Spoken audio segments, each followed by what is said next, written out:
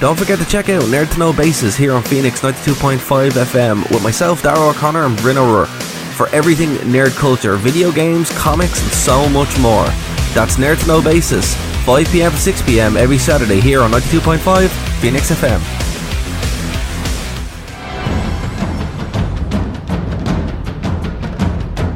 Broadcasting from the Blanchardstown Centre, this is Phoenix FM. The internet is a communications tool used the world over where people can come together to bitch about movies and share pornography with one another. According to the Nerd Index, you should be upside down in a junior high toilet around the clock. This is Sparta!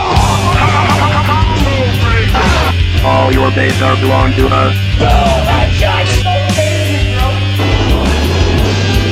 It's a crap 9000! Stop corrupting all of us. Leave Benny alone! Leroy Jenkins! The balls are inert. Time to sedan. And now it begins. Alright guys, it is Saturday here on Phoenix 92.5 FM. It is Nerd to Know Basis. And we are on podcast number 13. Of course, show number 13. My name is Darragh O'Connor and I'm joined on the line by Mr. Bryn O'Rourke. Bryn, how are you, sir? I'm doing well, man. How are you? Busy, but good. It's a good way to be. Yeah, the good feeling. Yeah, good feeling. Well, sometimes, but then isn't. So yeah, last week we were not live. Actually, the show that went out was an interview that we had with Dean Kain. It was from the panel from DCC. It was great. And this is one that you did, so do you want, maybe kind of anyone who didn't catch it, sell it to us. Okay, so like, I'm trying to think.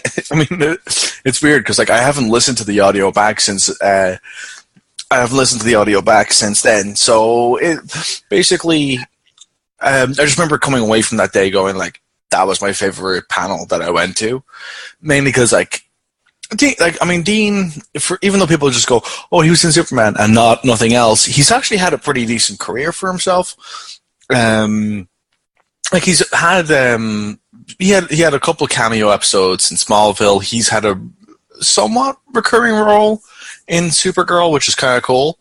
And he's like, I think it's the case today where he's played Superman, Jor-El, and Jor-El's dad, which is kind of nuts. So like he is like in a weird way a definitive Superman, even though most people he'd be the last person that you'd consider to be a definitive Superman. But I think he's definitive in the same way that like Adam West is a definitive Batman, if that makes sense. You know, where like he's not like, I don't think he's going to be anyone's favorite incarnation of the character, but you kind of go, he was good, yeah. You know, I mean, he fit the role. Like he is entrenched as in the Superman lore, which is crazy. Really, when you think about it, going from Lois and Clark to Smallville and stuff like that. But fair play, and you seem to really get a lot out of it. And he was very popular. He seemed like a genuinely nice guy. Going through the audio, absolutely, I was just like, this is fun. Yeah, like I still think like probably one of my favorite things he said throughout the entire thing was like, because I didn't know about him, was that he was that he grew up as childhood friends to the Sheens, and like I remember him telling a little bit about being 18 years old and seeing on whatever that magazine that does The Sexiest Man Alive, and Charlie Sheen was on the cover of it, and he's just there going, as a childhood friend, going, no. It's just such a sweet moment, like, and it's just I think it's like, it's such a human thing where, like if you were in secondary school friends with someone and they were called like the hottest guy in Ireland, you'd be like, no, not a chance. So that's pretty funny. Yeah, it's a really cool moment. Like, he just seems like a really down to earth guy as well. The fact that like, it's just also just like, I don't know. I always just think it's really nice to see like a single parent be so invested in their kid's life. It's just a really nice thing to see because like, I mean, like single parents tend to be because they have to be, but there's always the horror story, where that's clear as well, and it just sucks. It's just nice to kind of like be appreciative I think, of single parents, because it's not like, it's not an easy role to take.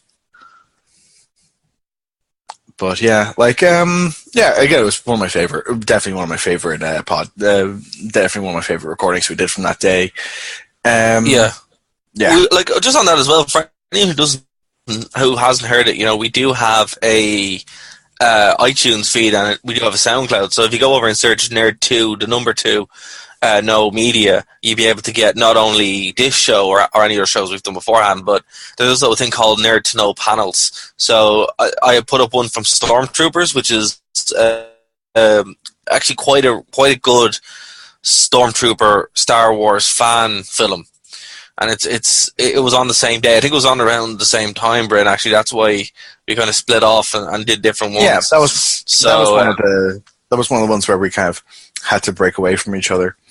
Yeah, just hoping it's going to be better than than that classic fan made short where it was they did Troopers but in the style of Cops. The cop documentaries. Yeah, they did. Yeah. Someone did that with Troopers and had it actually tie in to A New Hope, where at the end there's a domestic abuse call. They go out and Brew had killed her husband, and then she tried to flee the scene, so they shot her and burnt her. Well, see, the thing about it is, it's like I actually need to check that out because that sounds awesome. It's so great. This one is a tad more serious as such. It's not tied into anything. So the plot of it is it starts off in a AT-AT, and it's a group of troopers going in to take down a rebel stronghold. And so the cast is all Irish, actually. The weird thing about it is a lot of people looked really familiar, and it's because you're on Game of Thrones, and I'm like, that's why I've seen you before. I was literally sitting in a room with you for 12 hours. Bryn, to be honest with you, you were an extra as well. You'd probably know a lot of them as well. It's weird how small Ireland is. But, it was very good. Now, to be fair, your man who started and made it, he funded everything, so it was all self-funded. Some of the CG is a little bit. There's points where this is pretty cringy. Yeah, but that's gonna happen with fan mates.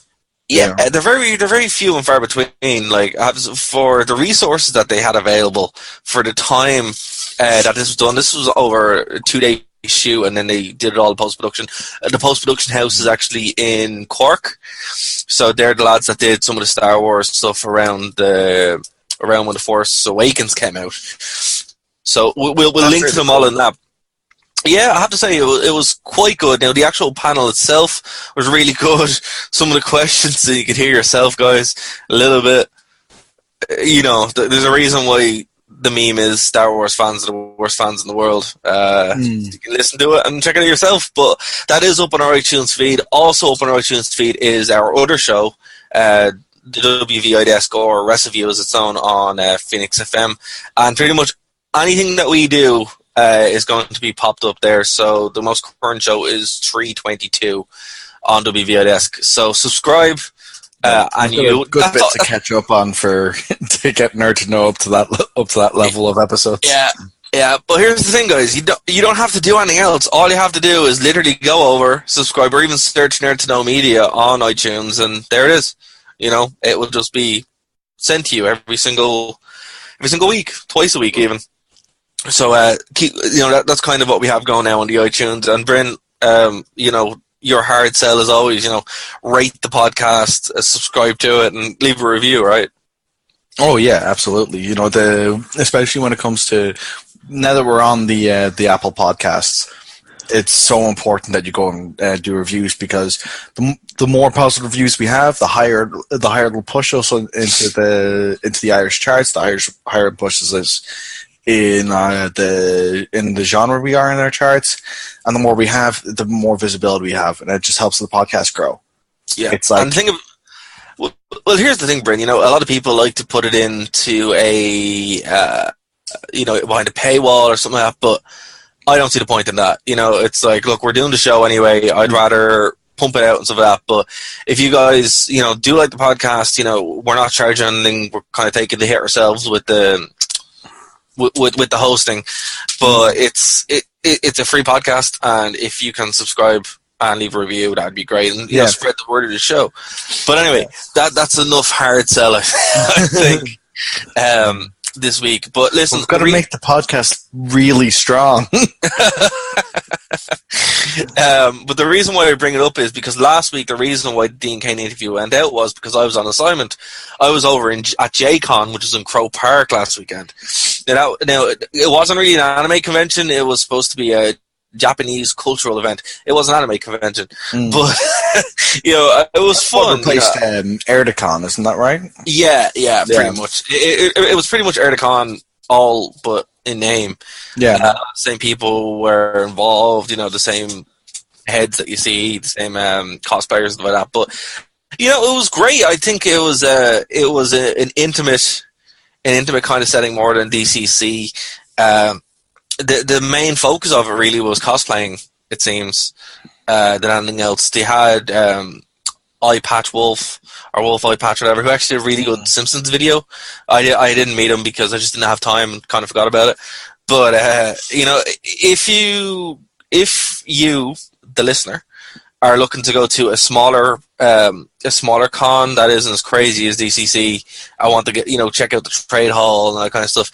I would say maybe go there first and kind of dip your toes in there, and then you can kind of move on to something a bit bigger. It wasn't as big as Kazoku-Con, which is in Japan, which is in Cork. It's not as far away as Japan. If you get the bus, Air bus. But I would say it was a fun weekend, and that's why we weren't live last week, guys. But JCon's coming up next year as well. I think the next con is in the middle of October. I don't know if we're going to that or not. But any cons that pop up, we're going to try. I don't think we're going to have time either. Yeah, I think the next one, I think there might be one this weekend, actually. Now that I think of it, I know there's one in the RDS. If it's not this weekend, it's the weekend after. I'm not too sure, but it's like, let us know on Twitter or on Facebook if we're wrong. Hell, if you can get a messenger pigeon to us, we'll read it. We'll be frightened, but we'll read it. If we get there in time, we might go, but no. Yeah. We haven't got tickets, but guys, if you are going, let us know what you thought, and maybe send a little review or something. And tell us why we should have gone. Yeah, basically. That would actually be very helpful. Yeah. Send us an email about why we should have went. Yeah. Sternly worded. The more sternly worded, the better. I want to feel shamed. That's the Catholic in me. That's the Catholic in me. And if you want to send that, you can to nerd@gmail.com. So the words too in that case. So many different variations of Nerd to Know. But anyway, let's get into the show this week. So look, this week actually marked a game dropping that I wasn't really aware of. Like, I knew it was coming out, but I didn't realize it was dropping this soon. And it's the new Assassin's Creed game, Assassin's Creed Odyssey. So I'll be honest with you, I didn't watch any of the development of this. I saw the Spartan trailer and I was like, that's pretty cool. And then kind of forgot about it until now. And I wasn't going to buy it, but I did. And the thing about it is, it's like, the reason why I bought it was because of the statue. I was like, this statue is pretty rad. It's the main character standing on the head of Medusa. I'm like, right. Even if the game sucks, that's a really cool statue, so kind of want that. But playing the game is interesting. I'm playing it over on Twitch quite a lot. But I will have to say, I used to be a huge Assassin's Creed fan, going all the way back to... Yeah, I used to be a big fan as well. Yeah, like, for me, I hate the first one, like, a lot. Yeah. Because it was so just repetitive. Yeah. And I like the first one. I just, like... I think the criticisms for it are legitimate. I still enjoyed the experience of it. It just... some stages were just much more fun than others. Pretty much anything that happened in, what was it, Accra? The one where it's like clearly English, more English influences than like Arabian. Yeah, I thought it was more. I thought it was just a more fun city, but as well as like the assassinations you had to do there, I thought were more fun too.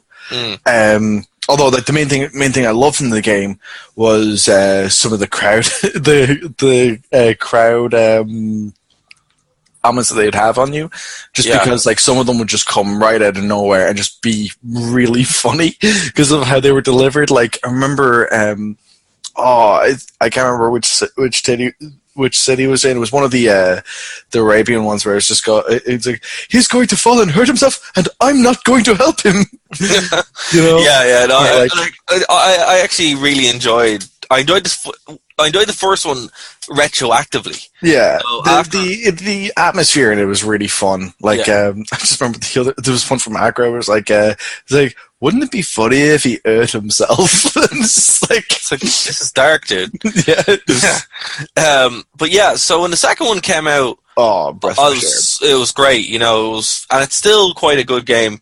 I liked Brotherhood 2, but then they just milked it and milked it and milked it and milked it. They milked because Ezio was like so popular. But not even that. Like, by the time Revelations came around, it was kind of like fresh. The only thing that was revelation about Revelations was that there was no revelation at the end of it. Yeah, it was the biggest, what tease in gaming history. It's like, so what? What did we find out?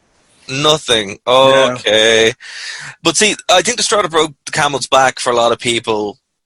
Some people say Unity. I don't think it was Unity. I think it was before that. Assassin's Creed 3. Yeah. And it was for loads of reasons. One, nobody liked Connor. Connor's a bit of a douche. Well, Connor has the exact same backstory as Ezio, but just not charismatic. Yeah, he's just not a fun guy. His dad, Hatham, was really cool. Yeah. And everyone liked Hatham, But apparently Rogue is quite good. I know I never played Rogue, but he plays a Templar in Rogue. But for me, personally, every time I'd boot up a new Assassin's Creed game, it was the exact same thing. The exact same gameplay. Nothing was tweaked. It was just, I'm like, man, I've played this game before, so I have no interest in playing it again. Now, why I bring that up is because Odyssey is nothing like that. Yeah. Just to say, there was a good meme actually, Simpsons meme. You appreciate this, and it was Lunch Lady Doris feeding in gym mats, and she's like, there's very little Assassin's Creed in this Assassin's Creed. It's like, that's because it's true, and it's why I like it.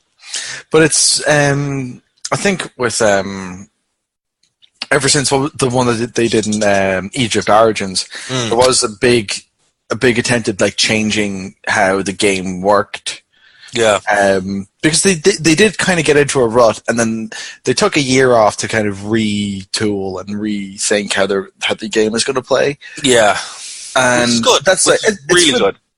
It's for the benefit of the series, but I think as well, I think it's going to be a very good thing to see go forward. I'm still kind of not interested in the revamp of the series. It just hasn't done anything for me at this point. Well, dude, I would say, for anyone, like, look, I did not like the games. Yeah. Right after a certain point, I was sick of them. I'm like, I have literally played this thing to death. So what I would say is, maybe give this one a shot, or maybe watch my Twitch stream or whatever. Yeah. And that's for anyone, Dux Imperator, and you can just search me there. But it doesn't play like Assassin's Creed. It doesn't play like Shadow of Mordor. It's its own kind of thing. So it does seem to be a case that it's not the best game ever, not by a long shot, but it is a very, very good game. And if Assassin's Creed kind of continues this way, where every single installment feels different enough to the case of like, well, look, it's an Assassin's Creed world, but it's not. We're just going to run up walls, and that's kind of it. That day's finished. If this had been another case, I would have brought the game back and kept the statue. But no, I actually really liked it, and I'd say it's a healthy game in the series. It's one that can actually open up new possibilities, and has. But yeah, like, fair play to Ubisoft for actually, taking a chance, because before I got Assassin's Creed, I was playing Watch Dogs, because there was a Ubisoft sale, and I was playing the DLC of Watch Dogs, the original one. The actual game Watch Dogs, I don't know if you ever play it. No, I never got around to playing it because I was very interested in playing it, and then the reviews came out, and then I suddenly was not interested at all in playing it. Yeah, and you know what? That's totally fair, because I was excited. It was the last game that I was really like gung ho. I can't wait to play this game. I upgraded my PC. I actually ended up getting the game for free, but because I was reviewing games at the time, I upgraded my PC. Blah blah blah blah blah. Played it terrible, and then I got it for the Xbox, and I was like stubbornly tried to play it again. I'm like, no, I want to play this. I haven't finished it. Terrible. However, the actual DLC for the game is very good. It's actually better than the game. It's why I bought it. Purely for the DLC, because it's with a much more interesting character. Watch Dogs 2, they did actually kind of rectify. They made it more kind of fun. That's for want of a better word, and it is a bit more interesting. But it's a series that it's dead for a reason, and it's a shame because it was it had some up spots, but they just totally screwed it up. But I've been playing that for a while, and I would say, anyone wants to give that a shot, DLC is the way to go for Watch Dogs. But yeah, it's been a weird kind of series with me lately playing PS4 games, Bryn, because it's like, you have obviously the classics, but because I've been like digging into what's available, I've kind of been going back to games that maybe I overlooked or didn't think was good or whatever, and it's a weird experience to be like, oh, that game didn't suck. Yeah. Or, oh, that game did suck. That was terrible. Yeah. Mad Max was another one, actually. Yeah. Very good game. Surprisingly good. And I would blame this solely on movie tie-in games being so, having such a bad reputation. Yeah, well, I think like you can kind of, each generation seems to have like a movie tie-in game that's kind of landmark, and but for the most part they're pretty bad. Like from the PS1 and 64 era, it was GoldenEye, which was like landmark. Then like PS2 era, you're kind of talking the Spider-Man 2 stands out as being like a landmark movie tie-in game, and I can't think of anything for PS3, but for PS3 or 360 era. Yeah. But generally in those time periods, you're talking about a lot of games that like weren't good, and there's a reason for it not being good. Yeah, well, most of them are rush jobs. They're not really like, not really well thought out, envisioned like games where they had a vision for it. They were just going, well, we have a license to fill, and we have a license to fill, so watch out. Man. Yeah, like when you're making. When like you're involved in any project where it's like, why are we doing this? We have to. Oh, fun. That's why I like working here. It's it's not the passion, it's the necessity. That's what gets me. Like that's where my creativity comes from. Like it's, I think it's cool seeing stuff like I'm hearing more about Mad Max now than I heard when it was actually released. Do you know why? Because you. well, also but also because of the free. It's free. Yeah. Well, it was free. It's not free anymore, but it was on the PlayStation Network, kind of free games that they give out every month. And it's a shame that the game died a death the way it did, because it's like Fallout with GTA. And it has that kind of level of immersion where you're going, I'm actually enjoying this. I don't hate this. I don't hate the world. I'm actually having a good time here. And it's just something that totally missed the mark when it came out, because people were like, I'm not going to invest in a licensed game because I've been bored so many times before. You know yourself, man. Sometimes like games like that just don't find their audience at the time. Yeah. It's one of the reasons why, with Fallout, it didn't really find its audience until the third one. And even then, it also had a massive revamp from being an isometric role-playing game to being third/first person role-playing game. Yeah, well, I'd argue they're not even kind of the same game. No, they're entirely different. But even still, it's Fallout didn't really find its audience until that point. Yeah. And a lot of the people, to the credit of Fallout 3, did go back and play the isometric games. And, because people were just that determined to play Fallout from that point. Yeah. It made them that interested.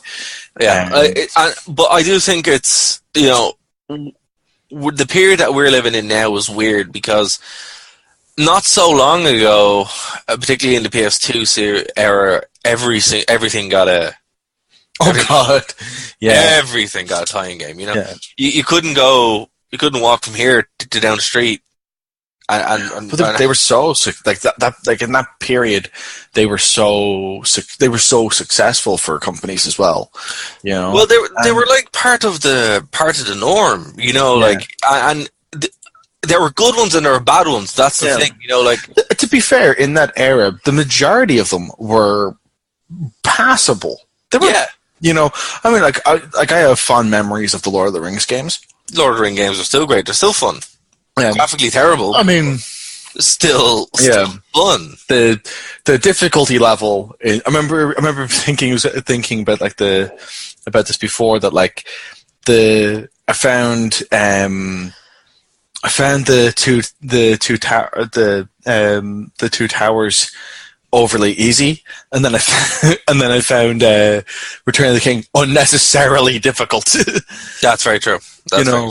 I just still remember there was that level where you fight the Ghost King, and then you have to do the cave-in bit. And I'm just finding that bit just ridiculously difficult. Never finished that game because of that level. I did, but it took up all of my Stevens's day a couple of years ago because that was exceptionally difficult. But as well as that, during that period, there were so many great games that came out for PlayStation 2. It was ridiculous. Correct. Because for your kind of top level best games of all time list, where you're talking about your Shadow of the Colossus and games of that caliber. You also had games like Onimusha and 13 and just these oddity little games, the Red Faction games in that period were amazing. Red Faction 2? Yeah. Red Faction, it's so weird because Red Faction 1 and Red Faction 2 had the exact opposite strengths and the exact opposite weaknesses. Yeah. Where the multiplayer, the first single player campaign of the first one was great, but the multiplayer kind of sucked. and then the multiplayer was amazing in the second one, and the single player campaign sucked. But see, I always liked the destructible environments with 2. Yeah. Well, there was destructible environments in the first one too. They were just it was just so the engine was so experimental. Yeah. That you could literally break the world. And that's the thing though. I remember actually getting a second PS2 because my PS2, died, of course, and playing it. I'm like, this is great. Actually, that was one of the games I got. So, but the thing about that period was you could experiment. There were a lot of experimental games, and I think that kind of process has moved to. It's more of an indie thing. PC, now. Yeah, it's moved to PC now. Yeah. So what I would say is anyone who was going to interested in that, go back and kind of experiment with the PS2. However, the ubiquitous nature of the games also led to a lot of bad. And this is where it comes full circle, because your tie-in games was Batman. Oh no, which was terrible. Yeah. There literally was not one good Batman game on the PS2. No, no, there wasn't. And the same with Justice League. There was a rake of Marvel games, which except for Power Rangers games as well. That were Oh, they were ugly. They were dire. A lot of Star Wars games. Some were good, some were bad. Yeah. To be fair, a lot more were good than bad. But tie in, and then for any movie that came out, there was a game. Like, it was almost expected. Yeah. Like Catwoman got a game. Yeah. Tie-in games were so big. Even Who Wants to Be a Millionaire had a game. But that was out in the PS1 era. Yeah, but that was also, like, they had updated ones for the PS2 as well. Really? Yeah, and Wheel of Fortune had one as well. Like, yeah. No, there's a lot of game shows that got their fair shake. Like, you wouldn't see that now. No, but if you did, it would be on Steam. Yeah, and it would be like a weird indie oddity rather than being a big budget thing. But that's also like, I mean, a big portion of why that is a thing is, I mean, if you look at the kind of money that was in video game production in the early 2000s, it's not even close to how much there is now. But the weird thing about it now, right? Yeah, there's a lot less money in it. But the games are terrible. Like, nowadays, it's a huge multi-billion dollar industry, even. And the games suck. Well, I find myself struggling to have a game that holds my interest compared to when I was younger and I would be, engrossed. Yeah, but it wasn't only because, you're getting older. It's like, the games are better. Well, for example, I'm sorry for cutting call here, but just on the point, like, right, we're recording this on a Thursday night, right? And Black Ops 3.5, 3.5, I don't know, has come out, and I'm like, okay, I got the third one, I got the second one for free, and this one looks exactly the same. Yeah, but that's like Call of Duty for you. It's just like, I think it's very difficult to compare because, like, the reality is that the games that were made, like, I feel like there was more audiences served back in I feel like there's more audiences served back in, like, the PS1 era than there was and it's kind of, as there's been more, as each iteration keeps making more money than the previous one, we're seeing it get more and more homogenized because they're trying to kind of it seems like as, like, the budget for games increases, the amount of risks they're willing to take decreases, and it's it's a weird situation where the big game companies don't seem to really want to make that many games. You know, a fingertip placed on the lips, which gave a little shh. Maybe we'll talk about that, not now. You see, I'm jacking. All my friends are here. There's just no time for taboo. Okay, so you're catching us on the podcast and you want to find out, well, what if I want to listen live and I'm not in Ireland? Well, the TuneIn app has you covered. That's TuneIn. Just look for Phoenix 92.5 FM and you'll be able to check us out live. Don't forget, if you want to contribute to the conversation, go over to Twitter. Nerd2No92.5 is our Twitter. That's Nerd2, the number 2. No 92.5 is our Twitter for the show. If you want to chime in, you can. Every Saturday, 5 p.m. to 6 p.m. here on Phoenix 92.5 FM. Do you like wrestling? Then what are you waiting for? Check out the Wrestling International Desk this Tuesday and every Tuesday on Phoenix 92.5 FM, 8 p.m. to 9 p.m. with myself, Darragh O'Connor, and my co-host, Bryn O'Rourke, bringing you over 300 editions of the show and counting. The Rescue International Desk, Phoenix 92.5 FM. First you fall down, then you jump back up again. Find your rhythm, momentum is the key. It's so easy, anyone can trampoline. So jumping up, then you can see the whole wide world. And I think it's a weird situation where, like, they were more likely to take risks when they weren't spending that much money on getting a game out, and I think because they weren't really that focused on trying to have a game come out in July or have it ready for Christmas or whatever, they were just going like, yeah, take your time doing it, and you know, there was like there would have been crunch, but it wouldn't have been like you're hearing horror stories about crunch now, where like what was the like for anyone who doesn't understand what crunch is, basically the idea behind it is that like a developer will start working at like 8 in the morning and won't finish until 3 the following morning, go to sleep at their desk, and then wake up at 8 to start working again. But here's the thing. That's how they would work for months. But here's the thing. But here's the thing, though, Brian. Right, and it's weird for me, right, because there's more people now developing games than ever before. Right, there's more people in computers than ever before. People know coding. You know, we broadcast an interview there with John Romero, who was saying that it was very difficult to actually get into coding initially because you had to kind of go to university and kind of like learn yourself or get a book or anything like that. Now you don't have to. Now you can just literally go online and someone will show you how to code, right? Not only that, someone will show you to build games. There's engines there like Unity, there's Game Maker, there's everything, you know, and it's all free, right? However, free-ish. But free-ish. Well, you know what I mean. Like the entry point is exceptionally low. And we've seen this now with Steam Greenlight and you know the mess that is.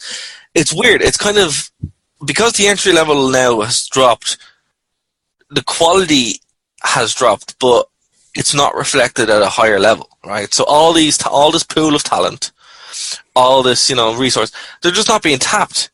So this is why you're finding the indie that so like you know, Binding of Isaac, Minecraft, even to an extent. You know, these are all indie games, you know, that blew up and became successes. And I think it's because, as you said, you know, very succinctly, there is no, you know, a lot of demographics aren't being marketed to. Yeah, absolutely. But it's one of the reasons why, like, even something like Her Story was such a smash. Yeah, you know, very because very true. It's just so, like, I mean, Her Story, for like, there's people who don't like it, and fair enough. But like, Her Story is just such a damn different gaming experience to what is really out there.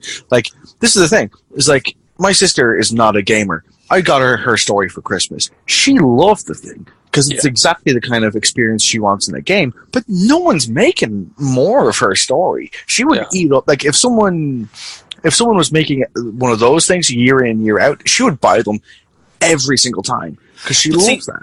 But that's exactly it. You know, I think, look, I don't really like Nintendo for a lot of reasons, particularly now that they've, you know, killed gaming history. But at least they take risks. Yeah. You know, like, and the only way you kind of discover the next big thing is not by, you know, beating something to death. It's by taking risks. And, like, so for example, right, you know, I hate to harp on about the PS2, but you kind of have to because it is that touch zone kind of thing. So many great games exist for the PS2 because so many risks were taken. Yeah. It's like, it's the benchmark for horror games. Some incredibly weird, amazing horror games like Haunted Ground, Obscure, Forbidden Siren 2, Forbidden Siren 1, Silent Hill 2, Silent Hill 3. Yeah. The list goes on and on and on and on and on. And these games are just, you know, even today are unparalleled. But it's even like, you know, going back to, like, you know, there's like one of my favorite gaming series of all time is the Legacy of Kain series. Oh yeah, man. You know? Blood Omen 2, like, Soul Reaver. Yeah. Great. Those games are amazing, but they're not, like, I mean, those are games that are straight up not made at all in any capacity. Like, the closest thing you're getting to them in any regard is the kind of stuff that's coming out from Software for Dark Souls and Bloodborne and, you know, like those kind of, because they're kind of weird Metrovania type games. But even still, right, like, the very different experience. They are, yeah. And very different experience to what Soul Reaver and Blood Omen were giving you. But like with Blood Omen, for example, just take that. You know, there were a lot of games out like it, and even still, they would stand from the pack, and you could enjoy it. Now, when someone releases Dark Souls, Bloodborne comes out, and they're very much the same game. There's lots of people are going, "Oh, they're not the same," and they are the same game. Yeah, I mean, there's like the differences between Dark Souls and Bloodborne is like about as vast as the differences between Catholicism and Protestantism. Yeah, exactly. Fundamentally, they have the same bits and pieces. Fundamentally and structurally, they're the same thing. Yeah. You know? And but you know, it's like, that's the problem I think I have with, like, I'm not going to lie, I enjoy the PS4, right? Yeah. I do enjoy having it, and, you know, it's gone, but it doesn't fill me. You know, like, there isn't that kind of, oh, this is great. You know, like, it's I feel satiated that my gaming experience, I can throw everything else away. It's weird, right? Because in one generation, we've gone from the Xbox 360, which I believe still does have a lot of that kind of diversity, to you can play any kind of game and be, you know, be fulfilled. The Xbox One, PlayStation 2, Dreamcast, they all have that kind of stuff. And now the only place that you're able to go for, quote, modern games, which usually just refers to the graphics, is on the PC. And to be fair, unless you're running a high enough end PC, the barrier is quite huge there. So it's ironic in the sense that we've gone from a high barrier to make games, right, where the barrier to play them was quite low, to a barrier to an entry point to make games being very, very low, and to publish your own game very low, but to actually play these games is quite high. Yeah. It's ridiculous. It's like, how did this happen? A weird irony situation where, like, it's more of a case now where it's probably easier for you to make your own game for yourself to satiate your own needs than it is to go out and find and buy a game and make sure you can run it properly.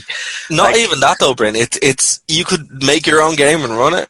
So you can make your own game to fill. However, trying to get it, depending on the specs and what it is, trying to get it to run at a nice frame rate would probably be a barrier. You've made the game. Yeah, like it's an interesting one though, because like like I think like this generation, it's a bit and like even with the last generation, the kind of, you're seeing this thing happen now where it's, I mean, when outside of like a handful of games, I'm not really seeing anything where I go like, ooh, that's a different game than I've seen in the last 10 years.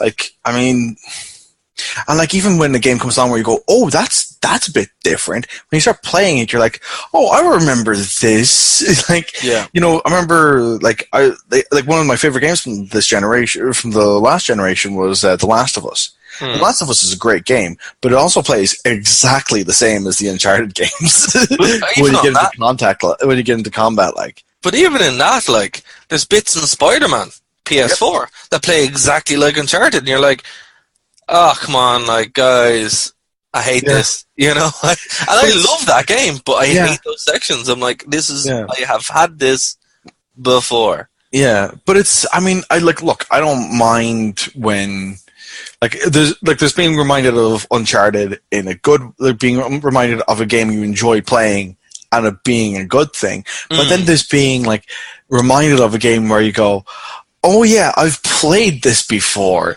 where it's just like, you know, where it's just like overly familiar, if that makes sense. Like, it's just not something, I think, especially when you do feel like you're going to get a new experience. Like, to be honest, when I'm playing Spider-Man, I'm not really looking for new experiences per se. If I get new experiences, I'm delighted, but I'm not really looking for it there. Okay, that's fair. That's, you know, like, but I mean, I'm trying to think of like a way to qualify it, but you know, like, again, when I played I don't know if you played Hellblade: Senua's Sacrifice yet. Yeah, it's an amazing game. Yeah, it's very good. Like, that's filled with new experiences, and I love it because of that. And like, even if there are bits in it that do make me think of other games, it's in a, oh yeah, this was a cool mechanic, and not really, oh, I've played this. You know, it's. I'm a massive fan of that game, and I think all the praise it gets, it thoroughly deserves. I just don't understand how it's happened. You know, like, yeah, it probably is a homogenization by big gaming publishers, but it's weird because it's done by consent. You know, like, for example, if people didn't buy these games, they'd stop making them. Yeah, but here's the thing. Like, I think that's a very, I think that's like overly simplistic because, like, look, this is the thing. Like, if you know, like, you know, the way that, like, people go, oh, well, like, you know, they keep buying our kids keep buying sugary drinks. Like, if they keep stocking sugary drinks and not really giving them an option out of bland, flavorless water, what do you expect them to buy? Like, yeah, but for example, right, like, on that point, I know exactly what you're saying, and you are 100% right. However, the difference is, right, people are still developing games for the Dreamcast. Yeah, and they're better. People are buying games for the Dreamcast, but they should. You know, but how many people are? Like, it's you're right. But that's what I'm lamenting. I'm lamenting the fact that, you know, again, there is that level that has dropped where people can literally make what was a AAA game in their room, and it's better than what's being published by the so-called big leaders. And it's not because you haven't got the talent. Like, you know, I know people in the Irish gaming scene, I know people in the American gaming scene who actually work in some companies. There's someone who actually worked for Activision, and she was saying, yeah, like, it's you know, all creativity is thrown out the window because all they want is they want that crunch period and they want to be able to make, you know, X amount of dollars every year, and if it's not made, well, then it's not made. And for me, I was horrified because I couldn't believe that we're in that point. And, you know, I know some people probably listen to this now, you know, want to get into game design or something like that. And look, it seems like a fun career, but it's not. And that sucks. But it's, I mean, to be honest, really sucks. If you've spent any time around people who work in entertainment in any kind of capacity where their job isn't glamorous. Like, if you talk to anyone who works, like, if you talk to anyone who works as an electrician for film, if you talk to anyone who talks about working as like lighting or sound for theater, you know, it's not a super good area for work in entertainment. It just like speaking as someone who tried the whole being a runner thing to start having a career as a sound designer, it's not a good career path because you end up, like, to get anywhere you basically have to say, okay, it's absolutely fine for me to basically be a slave for an undetermined amount of time before I get an opportunity, and then I will get paid some money. Probably not even a legal amount of money to be paid. Money. Like, it just crazy. You know, you're really at the mercy of, like, and like again, this is an experience I've been able to recount with people who've tried to be engineers in film. This is an account I've heard from people who've tried to be video game developers, you know, and so on. It's something where you go, oh, okay, I want to be paid money for this. You will be paid a ham sandwich. Yeah, it's the and same. You just have to take it. Like, it's not great. It's the same with you know, entertainment and music or entertainment or even media. You know, oh, hey, you know, it's called the Experience Bank. You know. Yeah. Well, look, I mean, you did work for a pretty popular entertainment site. Yeah. Years ago. Yeah. They were very happy to try and pay you with anything that wasn't money. Without naming names, my article's got millions of hits. Like, literally millions of hits. And you should have been able to, like, have a good salary off of those articles. Yeah, I got €4 at the end of it. Yeah. But, you know, I got free DVDs and interviews and stuff, and it's just like, yeah, because that's the same thing as being able to pay rent. Yeah, I can use DVDs to pay rent or whatever. But, you know, that is a very good point, Brian. It didn't even occur to me that that's pretty much the exact same thing. It's disheartening because, you know, you still talk to some people even in tech, and they're like, oh, you know, I want to be a video game developer, and you're like, why? Yeah, like, why? I mean, like, I've talked to so many people who were like, oh yeah, I was going to be a game designer. Then I realized that I could just I just realized that if I just applied 30% of my time that I was putting into being a game developer, into learning machine code, I can have 4 times the salary. That's true. And here's the thing, it's Java or Python or even machine code, assembly or anything like that. Yeah, man. You will make 4 to 10 times the amount of money that you can make being a game. To be game. honest, if you can write machine code, you will never be unemployed. Yeah, but you have to write machine code. Like machine code is not fun. It's not fun. My God, that's why you will never have a job. You will never be without work. It is so important. Yeah, it's like the old joke, in bands. If you're a bass player or a drummer, you'll never go without a band, and that's pretty much. It's because nobody wants to do it. Yeah, it's like. Oh man, but it's like, I mean, it's the same thing, man. I think with I I love gaming, and I definitely I'm starting to kind of get into doing game dev, but I would never do it as anything more serious than a hobby because why put yourself through that kind of stress? Man, look, it's fun. It's fun. I've dabbled with it. This. Yeah. I've dabbled with game dev as well, and it's even careers you're looking at are going, oh, that's that's not good. Because really, I think it's even though it's not really a realistic goal. I would much rather be a hobbyist gamer who happens to make a game that's as successful as Minecraft, and then never have to make another one again. Because literally, what happened to Notch?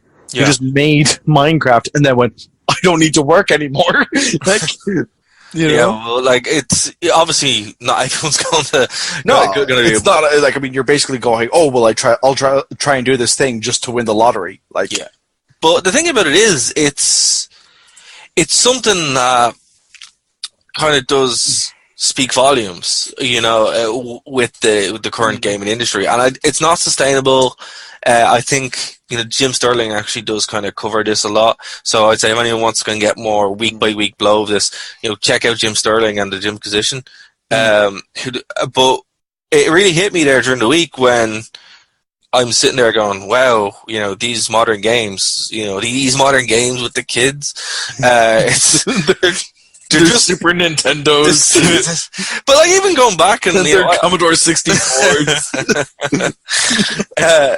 It makes you pine for the good old days, and particularly with one of my favorite games last year was Sonic. Sonic Mania. Yeah, that was great, and it pretty much was. It's why I bought the PlayStation in the first place. Yeah, so we could play what should be a Sega Mega Drive game.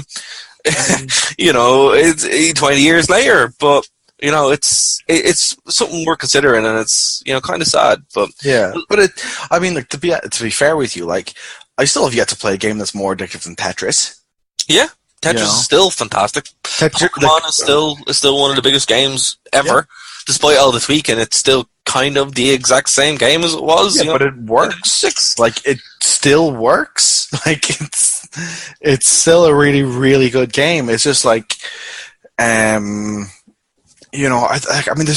are certain games like that where I just think that they understand their fan base so well that Pokemon's a really good example of a game where they understand the fan base so well that they'll throw little tweaks at them, but not really enough to upset them. Just enough to go, here's a little something different. So they go, oh, okay, cool.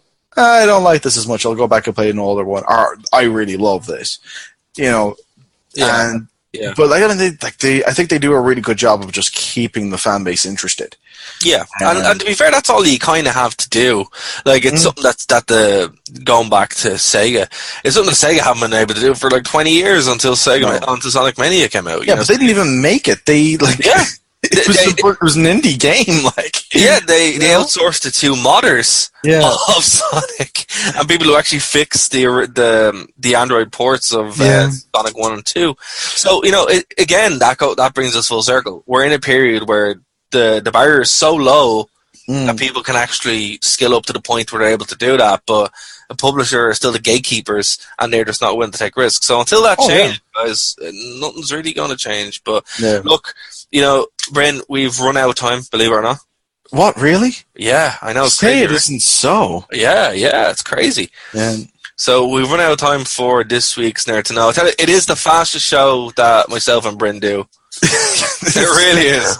Like, honestly, I mean, we could definitely just do with like another hour.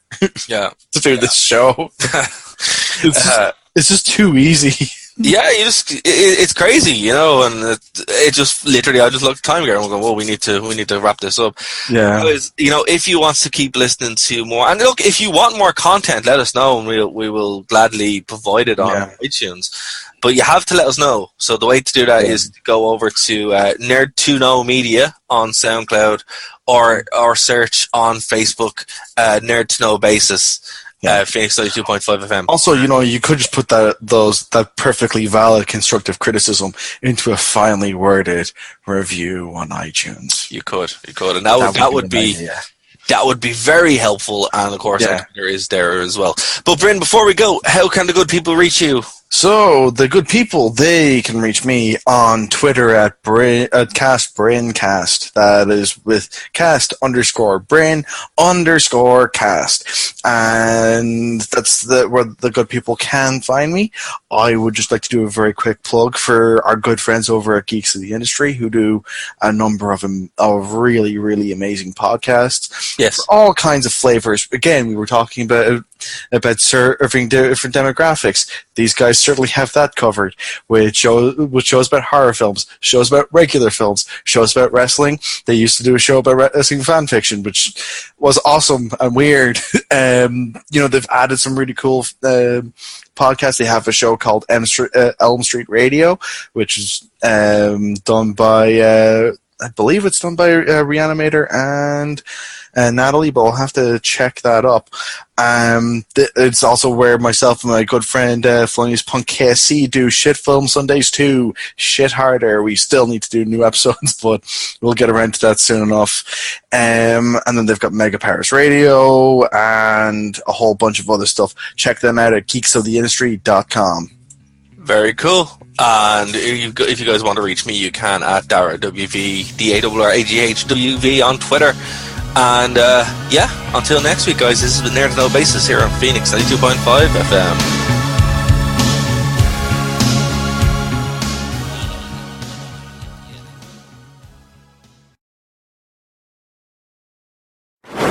This is 92.5 Phoenix FM, community radio for Dublin 15.